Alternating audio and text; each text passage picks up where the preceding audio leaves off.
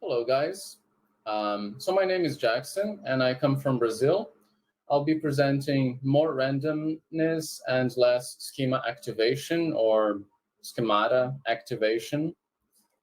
Um, so here's my slideshow, and I will be hurrying up a little bit because it's 20-something slides in 10 minutes, and I have a lot to cover about this particular bit of the methodology that I've been developing. Um, So just to give you a little bit of context, as you can see, as you may have read, I am neurodivergent in a bunch of ways, I guess. So this should have gone into the context. But anyway, I teach online Skype conferences, one-on-one, once or twice weekly, usually 1-hour sessions. We don't use textbooks at all. And I give them a complete feedback of correct and incorrect productions at the end. And this is important because this is the part that will be lacking from this random spoken bit, and I do this for them. So how randomness may be an important component of mainly spoken proficiency. And I say spoken because my lessons with my students usually are spoken. I do the writing, they only speak. They don't take notes, they don't write things down, only when asked to. How do I activate schema in a student? Usually reading background text or maybe watching a video or listening to an audio or something. And I don't do any of that because of a few key reasons. Schema activation, in my experience, can help them be more fluid in the way that they express themselves about a certain topic, and they may feel less lost within that topic or within their creation. And this goes directly to what I believe also hurts, which is they feel too fluid and they don't struggle to find the words. And I believe that struggling to find a word is actually a way of strengthening the actual word and the relationship with the word itself. And they don't feel lost enough, which to me is a problem because we use the times that they're lost and confused to actually work through that and maybe even learn a vocabulary that comes nearby that main vocabulary that they need or that structure that they need. So I need them to feel lost and I need them to communicate, and then I will give them all the support that I can. So also randomness has the power to unlock some of the things that a more structured methodology can offer, which means that it gives them more autonomy and creativity to think about things without worrying too much about the right word or the specific word. They can go around things with just using communication. Just like a native speaker or a fluent speaker, proficient speaker of a language would be able to deal with a random question thrown at them, I think that also my students should be able to kind of be able to deal with random language, and then it would be proof that they actually know that word regardless of context. They're ready for the sound of the word. They're ready to grab it and to use it to their own advantage. How do I do this? Basically, I have a bunch of random questions that I create either on the day of the lesson or prior to the lesson, or maybe something piques my curiosity and I write questions about it.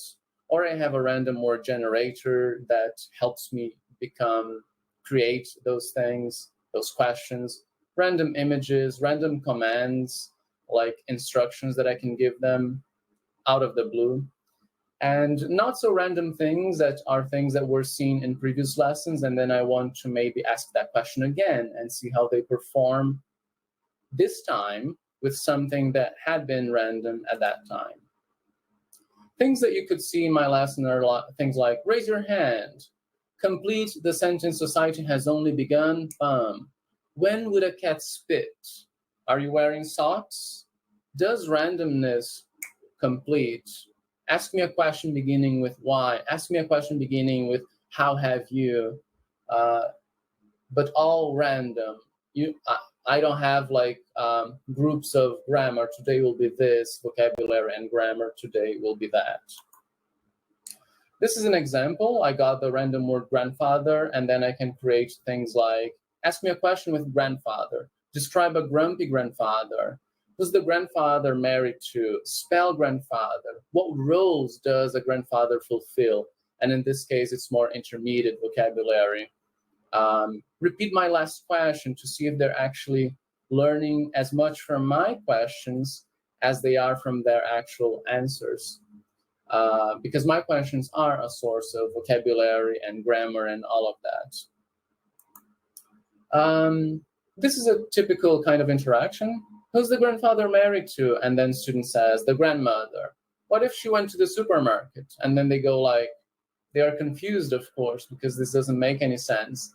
And then we use this to actually reinforce that they have heard something and that they're not just brushing off something to the side just because they didn't understand.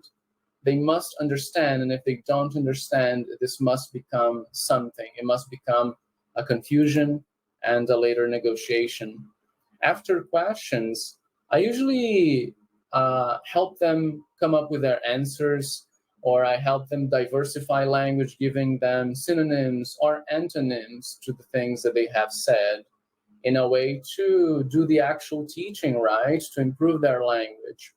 I give them a written feedback with their mistakes corrected in uppercase and the things they said correctly in lowercase, so that they can see how much of them is there and how much of my support was used as well. I help them when they have not understood, when they can't respond, when they can't understand a specific word, and then use it to maybe ask more questions related to that and branch off a little bit.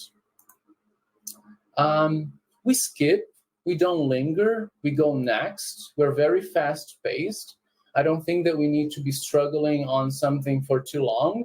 If it didn't work and I gave them the feedback, then sure, let's go to the next random word, the next word description, or the next random image to describe, to get them off of the weakness side of things and the struggling side of things, and bring them to a brand new opportunity to say something.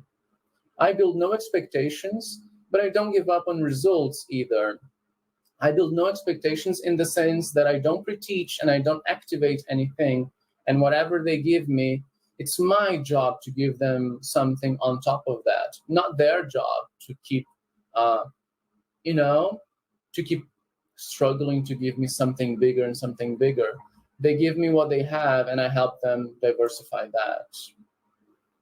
We use a lot of confusion and afterwards negotiation to actually learn. I have this belief that only after confusion can you actually become unconfused and clarify things. And better even if it was by yourself and for yourself, and I only gave you the little helping hand, but you gave me the results. I think language repeats itself, so I don't need to worry about specifics. Their core language becomes very strong in terms of dealing with randomness and dealing with interaction and creativity and asking questions, responding. I don't know, relating to requests. They don't use pen and paper, they don't write anything, they don't flick through pages, they only look at me and we talk and we talk and we talk, and if they have difficulties, I help them. I am doing the writing for them. Randomness, I think, has the power to unlock truth and reality in non-anxious ways because they don't feel like they should be doing something specific. Thank you very much, and I hope you have questions. Thank you.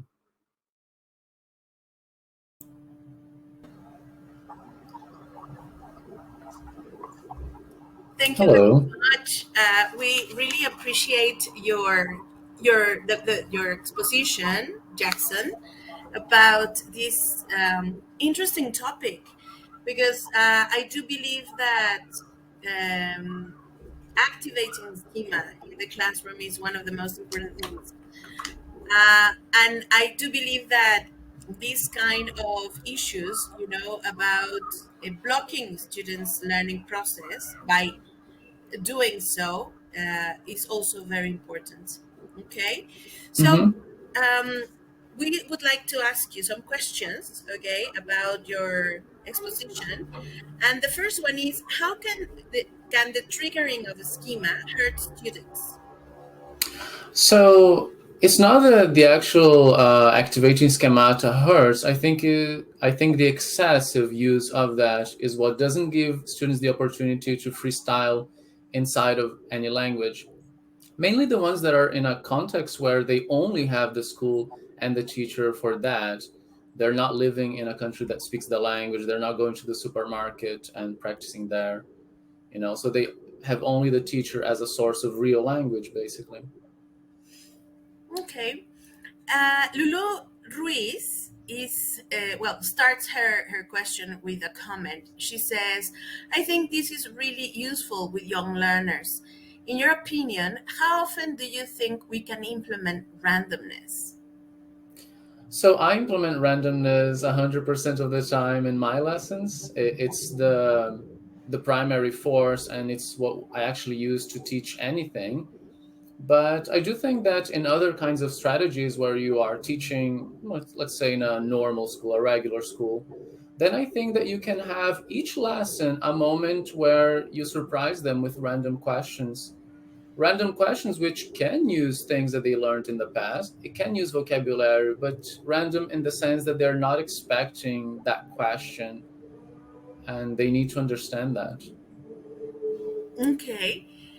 And for example, how would you choose the topic so as to promote communication in the classroom in terms of randomness? hmm Like I said in the presentation, I usually have websites that have random words and stuff, and maybe I click there and it shows me a random word, and that random word is what is going to give me the creativity to ask questions. Or the student, maybe they are looking at a word and they must describe it to me, and I must guess what the word is, and this makes them, wow, I need to help my teacher. I need, you know and it is random, but it is exercising very real language. Do you share these websites with the students so that they can get ready, for example? I mean, I understand what you're saying in terms of the surprise issue, right? But Mhm. would you share these kind of websites so that students get ready or know more or less what you expect from them? I definitely share the website, but it doesn't help them prepare because it's random for them and for me. None of us know what word is going to come up. Maybe I don't even know the word that's going to come up. Um, but So that's the thing. They cannot prepare. I don't think you need to prepare for language because language is a purely human thing. It's not like engineering or medicine that you need to prepare very specifics. Language is just human. And I think that your struggles will come out in almost every one of your sentences, in every response that you give. So I do not need to manipulate topics or language that much in order to teach them a language. Alina Gomez says, and can you please correct me if I'm wrong? But it seems these random class functions better for students with higher proficiency. Is it that way? That's a common question, and I would argue that no, you can use it with complete beginners as well. The only thing that varies is my level of support. So, lower level students, I'm going to give them much more support. My basic strategy is that I write in lowercase what they say correctly, and I correct to uppercase what they said wrong. So maybe with a beginner student, there's going to be a lot more uppercase, which is the things that they used me for. So this person didn't know the word threshold or cumbersome. And then, okay, it's going to be uppercase. They didn't know. Next class, maybe I will ask them a question using one of those words, and see how they react. So it Okay. can be used with beginners. Just I will help them much more, or sentences will be shorter, or yeah, their description of the random word will be simpler. Right. And how do you help them? I mean, because you say that you are providing them with more help. Do you use any applications, images? How do you do so? I am helping them help themselves. So I'm helping them become autonomous in terms of asking me what they don't have, what they need, if they didn't understand, where exactly they are confused, what they need from me as a teacher. Teacher, I'd like you to repeat, or can I write this down? Can you dictate so that I write it down? So basically, teach them to work with me, right? Okay. Ana Flavia Quimaroes asks, what is the website for these random words?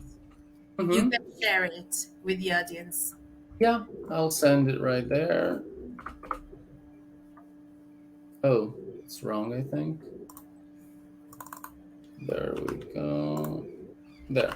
This is the main one because I teach Portuguese for foreigners and English for foreigners or Brazilians. So I just changed the language and I use the same thing.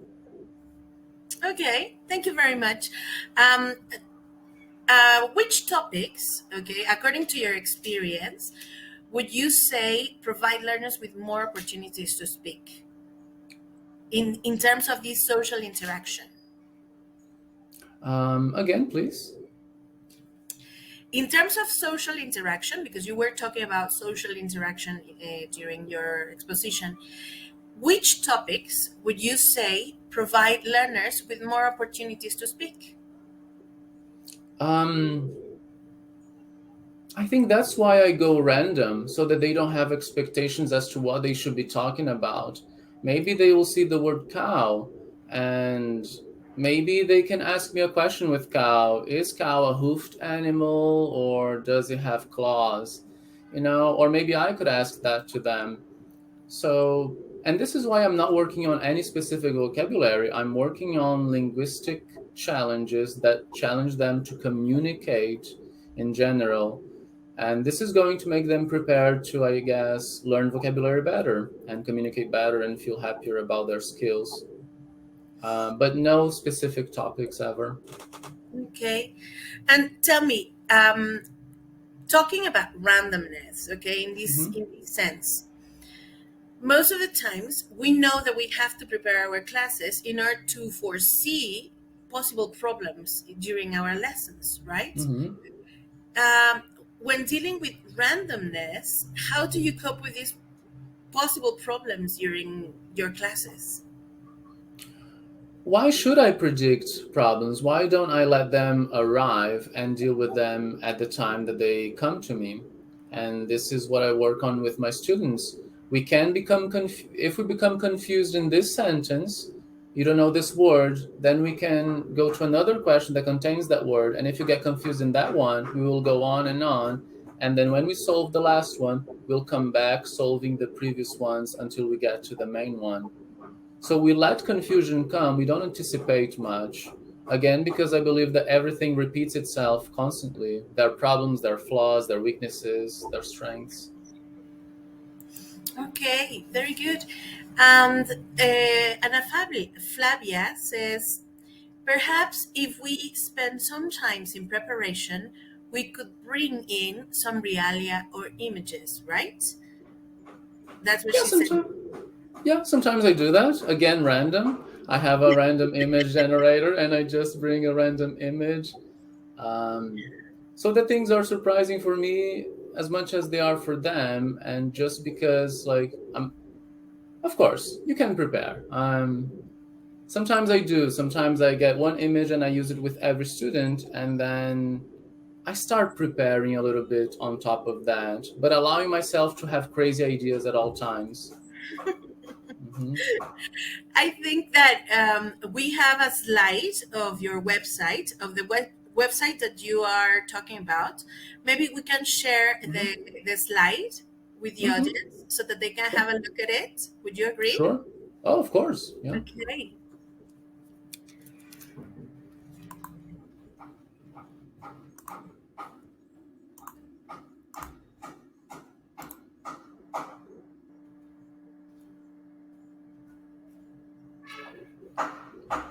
I think that the slide has been shared actually already. Yes? I Okay. think so. All right. Yeah, because I didn't see it. Sorry if they have passed it. Okay. What we are going to do right now, okay, is to go back into our talks. Okay. I would like to thank you on behalf of the British Council and BBELT to 2022 for your incredible exposition, Jackson. We really appreciate all your ideas, and I'm sure that most of us have found it, really, really open. You know, Mm-hmm. we're opening our eyes. I hope so. And you can adapt this idea, and you can send me emails and we can talk about activities and how to make them organic and random. That It's would be adaptable. fantastic. Could you share your email address Of course. with the audience, because it would be very interesting to have that contact with you. There you go, guys. Thank you very much, Jackson. Thank you. So I will ask you to the audience, okay, to give a big round of virtual applauses to Jackson and to thank him, okay, for his participation during BBELT 2022. And don't forget to go to the lobby, please, for the questionnaires that we are asking you, okay, to fill out. And remember that you are going to get the number of the raffle, okay, for that is going to take place at the end of this event. So thank you very much, Jackson, once more, and we will Thank be you. seeing you. Thank you. Bye. Bye bye.